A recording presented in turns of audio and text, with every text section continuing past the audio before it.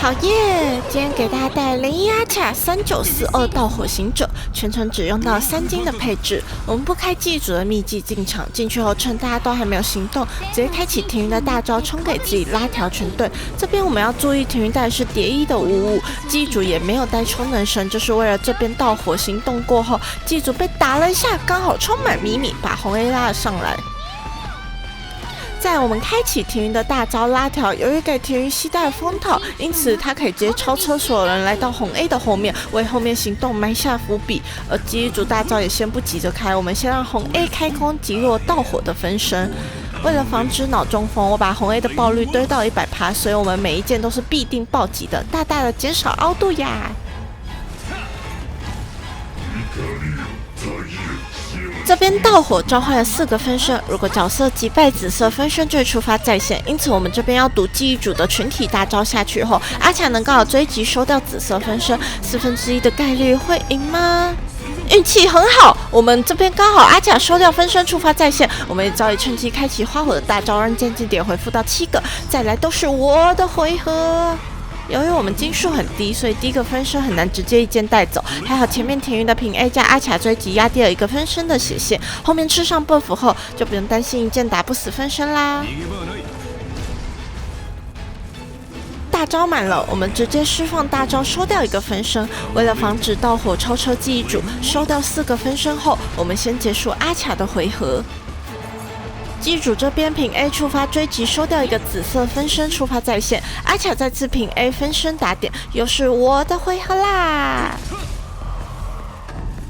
这次的场地 buff 给了消耗4个战绩点会回复1个点，因此这次行动我们可以射出3件。然而韧性条还有很多，行动条下一个就是盗火行者行动了，难道说没机会了吗？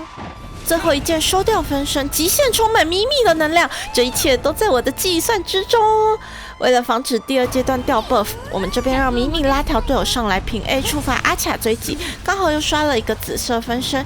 阿卡普攻打点，2发战技加大招在手，盗火行者的韧性条也即将见底。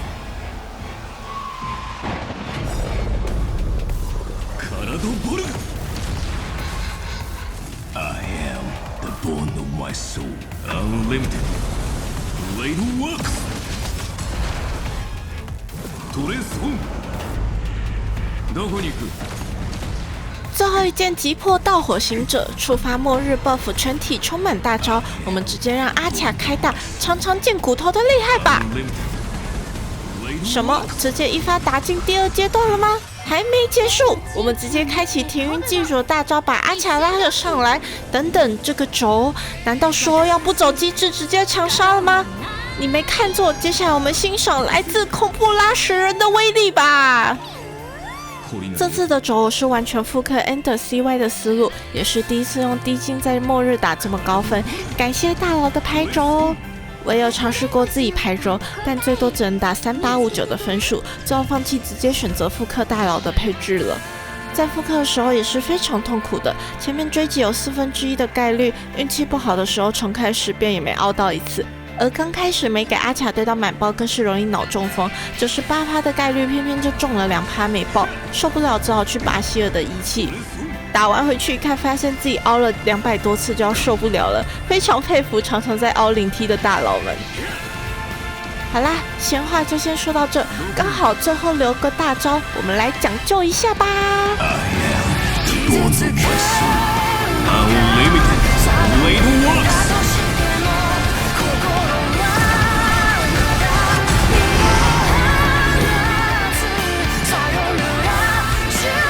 接下来是面板展示，阿卡光锥可以带黑塔商店的星海巡航，只是我没有换那张，所以带的是自己的光锥。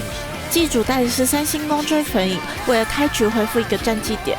仪器风翁注意不要带充能绳，花火带什么光锥都可以，仪器带了斯铎加露莎卡充能绳补一下输出。